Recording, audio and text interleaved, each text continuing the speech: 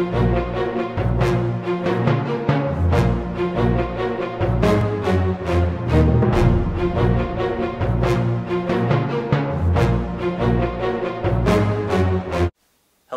JCast Network. I'm your host, Aaron Herman, with the opportunity to speak to Doris Schechter, owner of My Most Favorite Food, to get an inside look to some delicious food for Rosh Hashanah.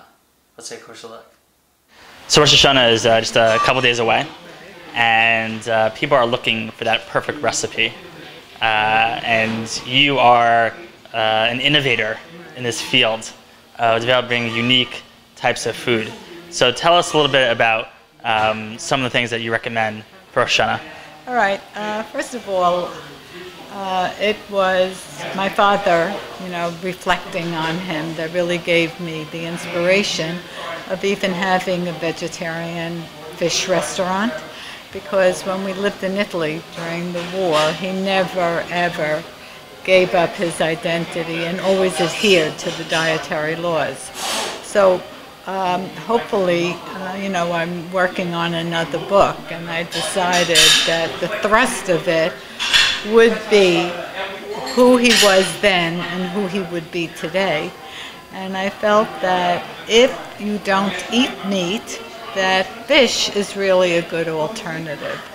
So I decided that I would, in case there's a lot of people that don't eat meat anymore, and what would I be able to serve, whether it's a Friday night or whether it's Rosh Hashanah or Sukkot. So I decided that I would do this Italian halibut stew, so to speak, made with tomatoes and onions and raisins and pine nuts. And I felt that this was a very, very satisfying dish. And it certainly would be wonderful if you're not going to have meat, that you could have a hearty meal. And with that, I did the warm Tuscan new potatoes with parsley and a mixed salad mista. So I think that, when you put all of these three flavors together, they really are compatible and they're delicious and certainly satisfying. And I thought, why not? So here I am. And every time that I introduce a new recipe, which you can find on my blog, I decided that I would do a tasting. So we had fun today, and everyone enjoyed it very much. So how do you come up with the recipe? That probably is like a difficult process. It's a difficult process, but there's so many books that you can look into, and then you see something that hits your eye, and then you adjust it to your own taste, and you try to find something that is compatible to your own taste and easy to do. And this recipe is very easy to do. And it doesn't take that long, and especially if you're a working woman and you want to do something quick and delicious, you could do it. And that's been my philosophy anyway, whether it's my baking recipes or my food recipes. One of the other things that people are looking for are, is the delicious cakes and cookies. And even when you start potchking in the kitchen, having leftovers from your main course can lead to your desserts. And you've done that in a unique way.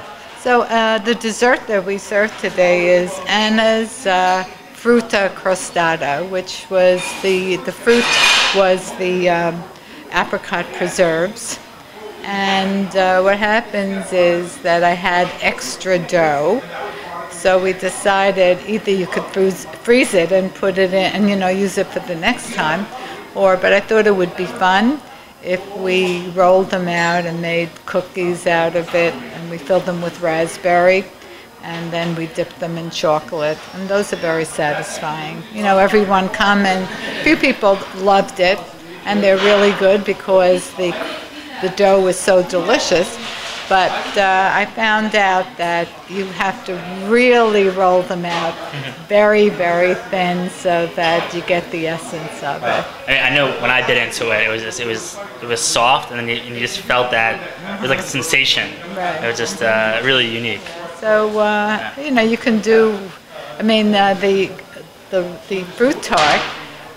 You could, I mean, if you didn't want to use apricot, you could use raspberry. I mean, there's so many different variations, because I always say that you can do a recipe, but it never comes, two people make a recipe and it comes out completely different, because I feel that it's your soul that comes out, you know, which is good. Right. You know, you become creative that way, and it's your own artistic creativity that comes out. As you can see, there's some fantastic recipes to enhance your Rosh Hashanah meal. This is Aaron Herman, and thank you for watching.